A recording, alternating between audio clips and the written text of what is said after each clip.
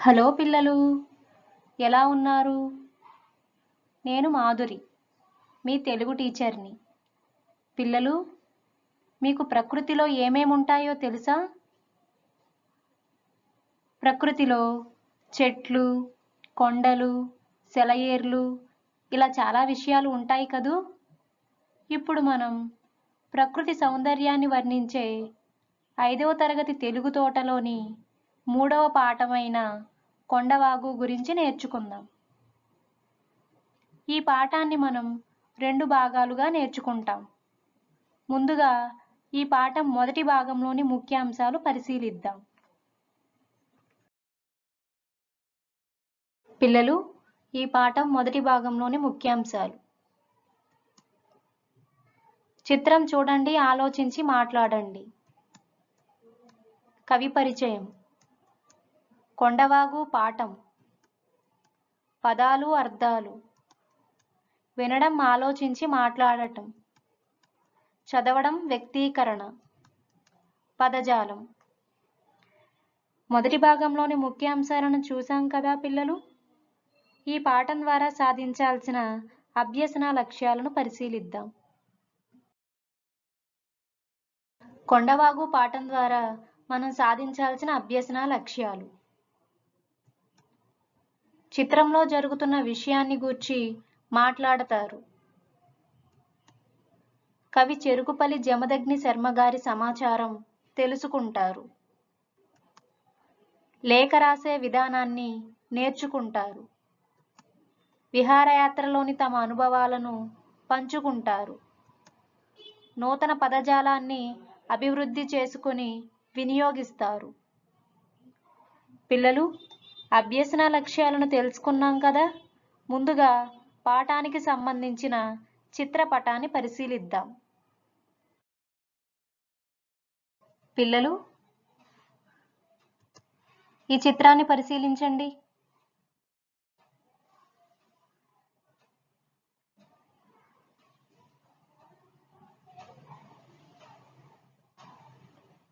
పరిశీలించారు కదూ.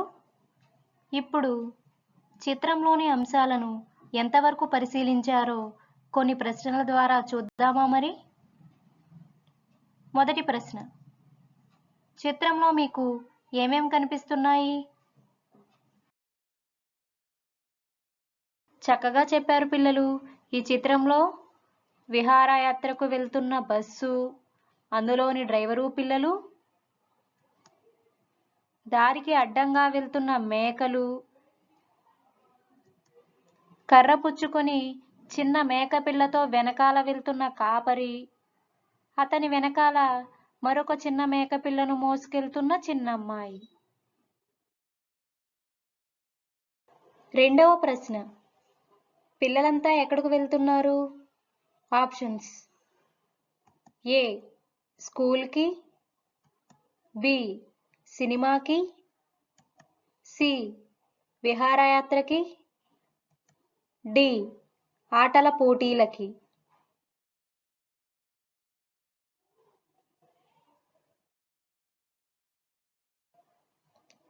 సరైన సమాధానం చెప్పారు పిల్లలు. సరైన సమాధానం సి విహారయాత్రకి. మూడవ ప్రశ్న, మీరు చేసిన ఒక ప్రయాణం గురించి చెప్పండి. ఈ ప్రశ్నకు సమాధానాన్ని మీ తరగతిలో మీ స్నేహితులతో చర్చించండి. పిల్లలు, ఇప్పుడు మనం కొండవాగు పాఠాన్ని రచించిన కవి గురించి తెలుసుకుందాం.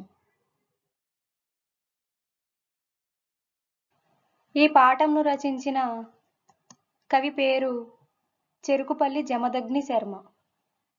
కాలం 1920 నుండి 1986 వరకు. ఈయన రచనలు మహోదయం, చిలుకా గోరింక, అన్నదమ్ములు, ధర్మదీక్ష. ఈయన ప్రత్యేకత పిల్లల మనస్తత్వ చిత్రణ ప్రధానంగా కథలు రాశారు. ఈ పాఠం ఇతివృత్తం ప్రకృతి వర్ణన.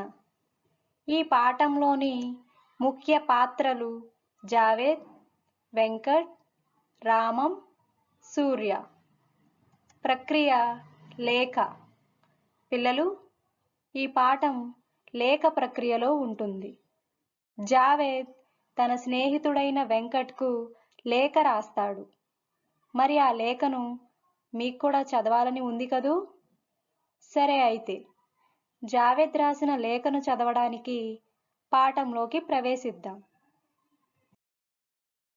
ప్రియమైన వెంకట్, నేను క్షేమంగా ఉన్నాను. నువ్వు, మన స్నేహితులు రహీం, డేవిడ్ ఎలా ఉన్నారు? నేను మొన్న దసరా సెలవులకు రామం వాళ్ళ ఊరు వెళ్ళాను. వాళ్ళ ఊరు నాకు భలే నచ్చింది. ఆ ఊరి విశేషాలు నీతో చెప్పకుండా ఉండలేను. పిల్లలు, ఇక్కడ చూడండి. జావేద్ వెంకట్ని ప్రియమైన అని సంబోధించాడు. ఎందుకంటే ఎప్పుడూ కూడా మన స్నేహితులకి లేఖ రాసేటప్పుడు ప్రియమైన అని సంబోధించాలి.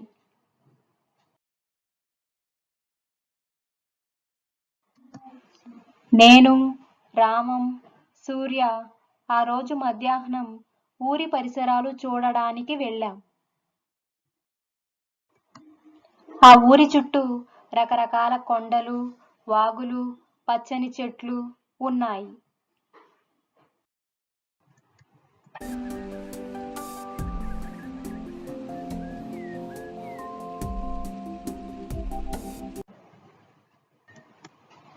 ఆ ఊరికి ఆనుకొని ఒక ఊటవాగు పారుతోంది. ఆ ఊరి వాళ్ళు దానిని కామధేనువుగా భావిస్తారు. పిల్లలు, కామధేనువు అంటే తెలుసా మీకు? కామధేనువు అంటే కోరిన కోర్కెలు తీర్చేది అని అర్థం. దాని వెంబడి కొంత దూరం ఇసుక మేట వేసి లంకగా ఏర్పడింది. చుట్టూరా బిలబిలమంటూ నీళ్లు పారుతుంటే అక్కడ కాసేపు ఆనందంగా కూర్చున్నాం. అక్కడ కూర్చున్నంతసేపు ఆ వాగు ఎక్కడ పుట్టింది, అక్కడికి ఎలా వెళ్ళడం అని ఆలోచనలు కలిగాయి. వెంటనే ఈ వాగు పుట్టిన చోటు ఎంత దూరం అని రామంని అడిగాను. కొంచెం దూరమే, కానీ వెళ్ళవచ్చు అన్నాడు. సరే వెళ్దామని అందరం బయలుదేరాం. అదంతా మిట్టపల్లాల దారి. అలాంటి చోట నడిచే అలవాటు నాకు లేదు. అలా ఒక అరగంట నడిచాం.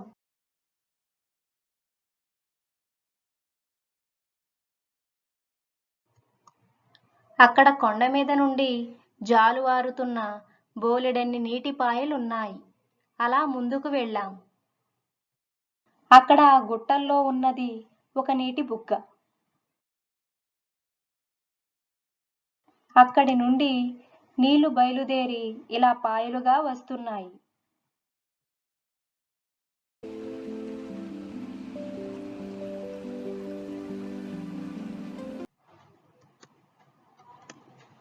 అవి కొన్ని పారుతున్నాయి.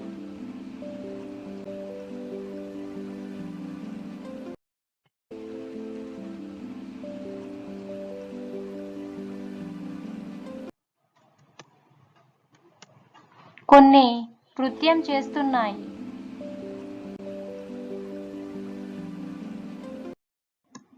కొన్ని పాము నడకలు నడుస్తున్నాయి. కొన్ని బుసబుస పొంగుతున్నాయి.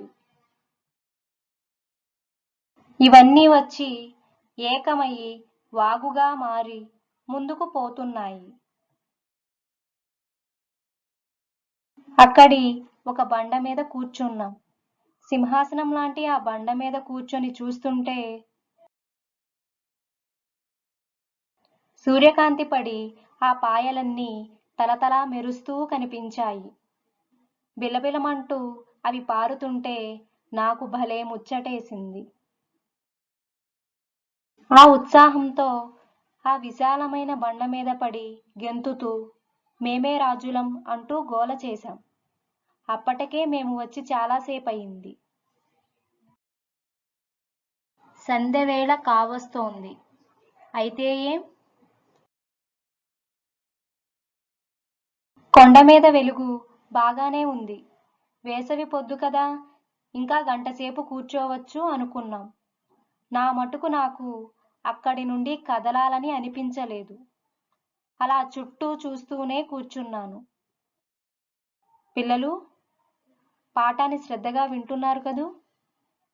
అయితే ఇప్పటి వరకు చెప్పుకున్న పాఠం మీకు ఎంతవరకు అర్థమైందో కొన్ని అభ్యసన కృత్యాల ద్వారా చూద్దాం. మొదటి ప్రశ్న, కొండవాగు పాఠాన్ని రచించిన కవి ఎవరు? Options: A. Jacob, B. Jamadagni Sharma, C. Rayaprolu, D. Boyi Bhimanna.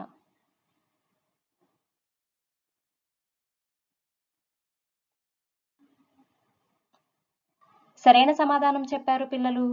సరైన సమాధానం బి. జమదగ్ని శర్మ.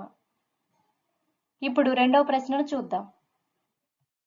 రెండవ ప్రశ్న, కొండవాగు పాఠం ఏ ప్రక్రియకు సంబంధించినది? ఆప్షన్స్: ఏ. కథ, బి. గేయం, సి. లేఖ, డి. కథానిక.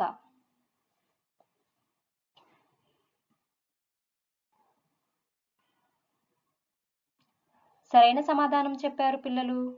సరైన సమాధానం సి. లేఖ. ఇప్పుడు మూడవ ప్రశ్నను చూద్దాం.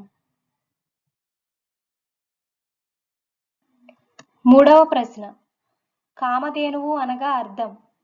ఆప్షన్స్: ఏ. చిన్న ఏరు, బి. ఇసుక ప్రదేశం, సి. కోరిన కోర్కెలు తీర్చేది, డి.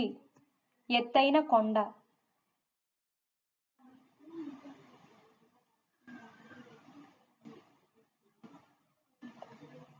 సరైన సమాధానం చెప్పారు పిల్లలు. సరైన సమాధానం సి. కోరిన కోర్కెలు తీర్చేది.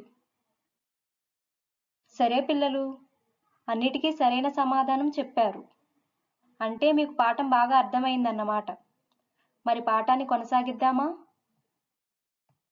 అక్కడి నుంచి చూస్తుంటే ఆ ప్రదేశమంతా వివిధ రంగులతో తయారు చేసిన దేశపటంలా కనిపిస్తోంది. కాలిదార్లు, వాగులు, రోడ్లు అంతకంతకు వెడల్పైన గీతల్లా కనిపిస్తున్నాయి. దూరాన ఉన్న ఇళ్ళన్నీ కొండపల్లి బొమ్మల్లా ఉన్నాయి. ఆ ఎత్తు మీద నుంచి చూస్తే ఎటు చూసినా ప్రకృతి సౌందర్యమే కనిపిస్తోంది. ఈ నేల ఇంత అందంగా ఉంది అనుకుంటే ఆకాశం మరింత అందంగా ఉంది. ఆకాశం ఆ ఎత్తు నుండి చూస్తే అత్యద్భుతంగా కనిపించింది. ఒక మూల ఏ మార్పు లేకుండా వట్టి నీలంగా ఉంది. ఇంకో మూల పింజమబ్బులు ఒకదాని మీద ఒకటి పడి దొర్లుతూ రకరకాల విన్యాసాలు చేస్తున్నాయి. తూర్పుకు తిరిగితే నల్లని మేఘాలు ఒత్తుగా కదులుతున్నాయి. అవి కాసేపు ఏనుగులు బారులు తీసి వరుసగా నడుస్తున్నట్టు, కొన్ని కదం తొక్కుతున్నట్టు అనిపించాయి. ఇటు పశ్చిమానికి తిరిగితే భూమి ఆకాశాలు కలిసే చోట ఆకాశం ఎర్రని మంటతో పొగలు కక్కుతున్నట్టు ఉంది. అలా చూస్తూ ఉండగానే చీకటి పడటం ప్రారంభించింది. మా రామం ఈలపాట పాడుతుంటే సూర్య దానికి తాళం వేస్తున్నాడు. ఇక బయలుదేరదామని ముగ్గురము ఆ బండ దిగి ఇదెంత బాగుందిరా, అదెంత బాగుందిరా అనుకుంటూ ఉత్సాహంగా ఇంటిదారి పట్టాము. చూడాలనుకోవాలే గాని ప్రకృతిలో ప్రతి దృశ్యం అందమైనదే.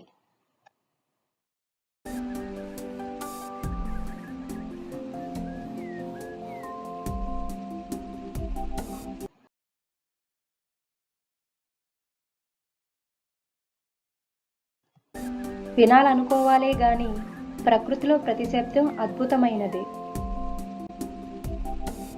మన మిత్రులకు ఈ లేఖ చూపించు. మీరు కూడా ఎప్పుడో ఒకసారి ఈ ఊరు తప్పక చూడండి. నీ అనుభవాలన్నీ నాతో పంచుకుంటావు కదూ? నీ ప్రియమైన స్నేహితుడు జావేద్. పిల్లలు, పాఠాన్ని చక్కగా విన్నారు కదూ? ఇప్పుడు పాఠంలోని కొన్ని నూతన పదాలకు అర్థాలను తెలుసుకుందాం. పాఠంలోని పదాలు అర్థాలు: మేట, ఇసుక ప్రదేశం. వాగు, చిన్న ఏరు. జాలువారు, జారుతున్న. బాట, దారి. క్షేమం, కుశలము. పొద్దు, రోజు, దినం. దృశ్యం, చూడదగినది. బారులు, వరుసలు. లంక, నదిలో పైకి లేచి ఉన్న భూభాగం. కదం తొక్కు, ఉత్సాహంతో ముందుకు వెళ్ళు. పిల్లలు, పాఠాన్ని శ్రద్ధగా విన్నారు కదూ? అయితే ఇప్పుడు పాఠానికి సంబంధించిన కొన్ని అభ్యసన కృత్యాలు సాధిద్దాం. మొదటి ప్రశ్న: లేఖను రాసింది ఎవరు? ఆప్షన్స్: ఏ రామం, బి సూర్య, సి జావేద్, డి వెంకట్.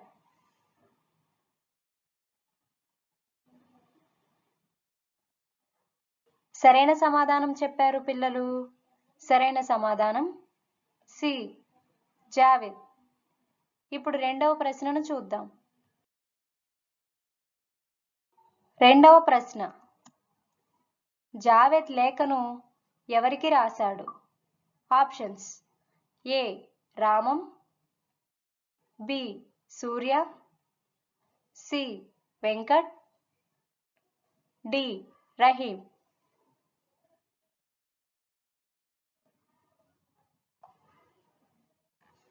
సరైన సమాధానం చెప్పారు పిల్లలు. సరైన సమాధానం సి వెంకట్. ఇప్పుడు మూడవ ప్రశ్నను చూద్దాం. మూడవ ప్రశ్న: మీరు మీ స్నేహితులకి లేఖ రాసేటప్పుడు మీ స్నేహితులను ఏమని సంబోధిస్తారు? ఆప్షన్స్: ఏ గౌరవనీయులైన, బి ప్రియమైన, సి పూజ్యులైన, డి ఆచార్యులైన.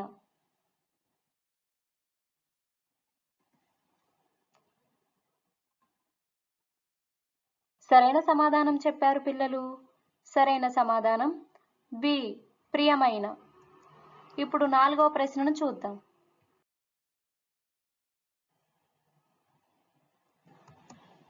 నాలుగవ ప్రశ్న: జావేద్కి కొండపైన నుండి చూస్తుంటే ఇళ్ళన్నీ ఎలా కనిపిస్తున్నాయి? ఆప్షన్స్: ఏ అందంగా, బి దేశపటంలా, సి గీతల్లా, డి కొండపల్లి బొమ్మల్లా.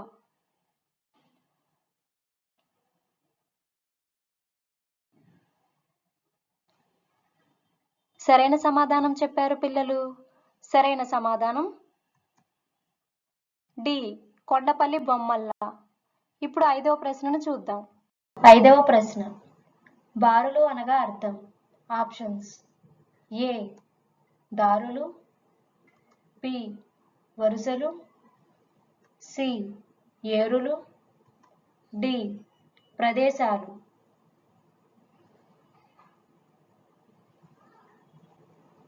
సరైన సమాధానం చెప్పారు పిల్లలు. సరైన సమాధానం బి వరుసలు. ప్రశ్నలన్నింటికీ సరైన సమాధానం చెప్పారు కదా పిల్లలు. అయితే మీకు పాఠం బాగా అర్థమైంది. ఇప్పుడు వినడం, ఆలోచించి మాట్లాడడంలోని కృత్యాలను సాధిద్దాం.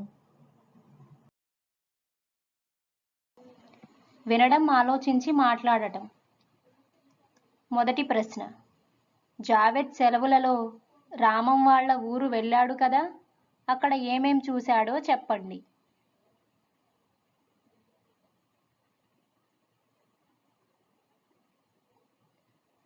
చక్కగా చెప్పారు పిల్లలు. రకరకాల కొండలు, వాగులు, పచ్చని చెట్లు, నీటిపాయలు, గుట్టలు, కొండపల్లి బొమ్మల్లాంటి ఇళ్లను చూశాడు. రెండవ ప్రశ్న, మీరు ఏదైనా ఊరు వెళ్ళడానికి ఏమేం సిద్ధం చేసుకుంటారో చెప్పండి. మూడవ ప్రశ్న, మీ ఊరిలో మీకు నచ్చిన విషయాలను చెప్పండి. ఈ ప్రశ్నలకు సమాధానాలను మీ స్నేహితులతో చెప్పండి పిల్లలు. మరి ఇప్పుడు తరువాతి అంశమైన చదవడం వ్యక్తపరచడం పరిశీలిద్దాం. చదవడం వ్యక్తపరచడం. పిల్లలు, మీరంతా ఈ పాఠంను చదివి ఈ వాక్యాలు ఏ పేరాలో ఉన్నాయో గుర్తించి గీత గీసి ఆ పేరా సంఖ్య రాయండి. నాతో పాటు మీరు కూడా చదవండి పిల్లలు. మొదటి వాక్యం, సూర్యకాంతి పడి ఆ పాయలన్నీ తలతల మెరుస్తున్నాయి. రెండో వాక్యం, చూడాలనుకోవాలే గాని ప్రకృతిలో ప్రతి దృశ్యం అందమైనదే. మూడో వాక్యం, ఆ వాగు పుట్టిన చోటికి ఎలా వెళ్ళడమా అనే ఆలోచన నాకు. నాలుగో వాక్యం, మేఘాలు ఏనుగుల్లా బారులు తీసి వరుసగా నడుస్తున్నట్టు ఉంది. ఐదో వాక్యం, దూరాన ఉన్న ఇళ్ళన్నీ కొండపల్లి బొమ్మల్లా ఉన్నాయి. పిల్లలు, మీరు కూడా ఈ పేరాను నాతో పాటు చదవండి. హెలెన్ కెల్లర్ మన అందరిలా చూడలేదు, కానీ స్పర్శ ద్వారా గ్రహిస్తుంది. ఆమె ఏమంటుందో ఆమె మాటల్లోనే చూడండి. పోక చెక్కల నున్నదనాన్ని, దేవదారు వృక్షాల కరుకుదనాన్ని నా స్పర్శతో గుర్తిస్తాను. వసంతకాలంలో కొత్త పరిమళాల పూల కోసం అన్వేషిస్తాను. పట్టు వంటి ఆ పూల రెక్కల మృదుత్వాన్ని తాకినప్పుడు, వాటి సువాసనను ఆస్వాదించినప్పుడు చెప్పలేనంత ఆనందం కలుగుతుంది. ఒక చెట్టు కొమ్మకు చేతిని ఆనించగానే ఏదో ఒక పక్షి కుహుకుహు శబ్దాలు చెవుల్లో మారుమ్రోగుతాయి. సెలయేటి ప్రవాహంలో చేతిని ఉంచినప్పుడు వేల సందుల నుంచి నీరు ప్రవహించడం నాకు పట్టరాని ఆనందాన్నిస్తుంది. పేరాను అర్థవంతంగా చదివారు కదా. ఇప్పుడు ఇచ్చిన ప్రశ్నలకు సమాధానాలు రాయండి. మొదటి ప్రశ్న, హెలెన్ కెల్లర్ స్పర్శ ద్వారా ఏమేమి గుర్తించేది?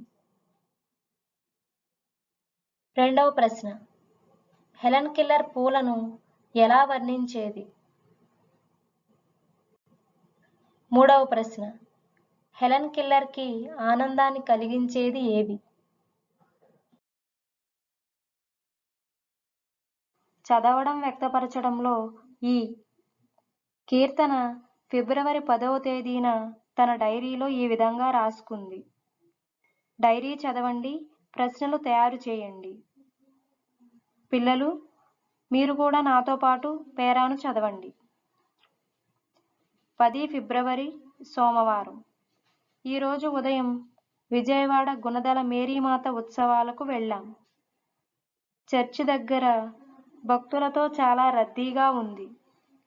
భక్తులందరూ ఉత్సాహంగా కొండపైకి నడిచి వెళుతున్నారు. మేమందరం కొండపైకి నడిచి వెళ్ళాం.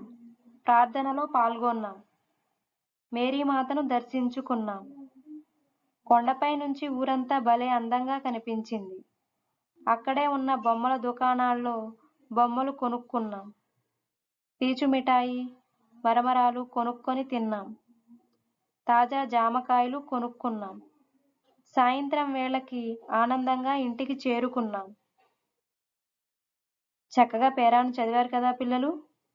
ఇప్పుడు ప్రశ్నలు తయారు చేయండి.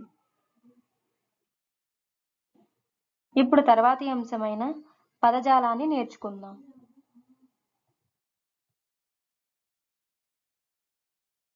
పదజాలం. ఇప్పుడు మనం పదజాలంలో భాగంగా ముక్తపద గ్రస్తం గురించి తెలుసుకుందాం. మొదటి వాక్యం ఏ పదంతో ముగుస్తుందో రెండో వాక్యం ఆ పదంతోనే ప్రారంభమవ్వడాన్ని ముక్తపదగ్రస్తం అంటారు. ఇక్కడ ఇచ్చిన గీతాన్ని మీరు కూడా నాతో పాటు చదవండి పిల్లలు. సెలయేటి దరినొక్క చెంగల్వ బాట, బాట వెంటనే పోతే పువ్వుల్ల తోట, తోటలో ఒక పెద్ద దొరలుండు కోట, కోటలో రతనాలు కూరిచిన పీట, పీటపై రాణుల్ల ప్రియమైన ఆట, ఆటకే కోయలల అందాల పాట, పాటయే పసమించు బంగారు మూట. చక్కగా చదివారు కదా పిల్లలు. ఇప్పుడు గీత గీసిన పదాలను ఉపయోగించి ఇలాంటి వాక్యాలను రాయండి. పిల్లలు ఇచ్చిన పదాలను చదవండి. వీటిని పాఠంలో కవి వేటిని వేటితో పోల్చాడో జతపరచండి. వాటిని పూర్తి వాక్యాలుగా రాయండి. ఉదాహరణకు, వాగు కామధేనువులా ఉంది. ఇలాగే మిగిలినవి మీరు చెయ్యండి పిల్లలు.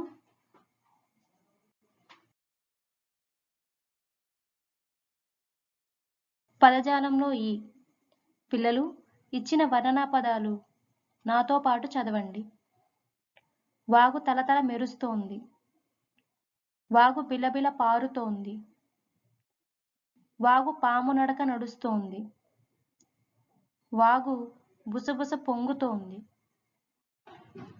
మేఘాలు అనే పదానికి వర్ణనా పదాలు రాస్తారు కదా పిల్లలు. పిల్లలు ఇచ్చిన పట్టిక ఆధారంగా వాక్యాలను తయారు చేయండి. ఉదాహరణకు, నేను విజయవాడ వెళ్ళి దుర్గ గుడి చూశాను. ఈ విధంగా మిగిలిన వాక్యాలను మీరు తయారు చేయండి. పిల్లలు ఇప్పటి వరకు నేర్చుకున్న అంశాలను ఒకసారి పునశ్చరణ చేద్దామా?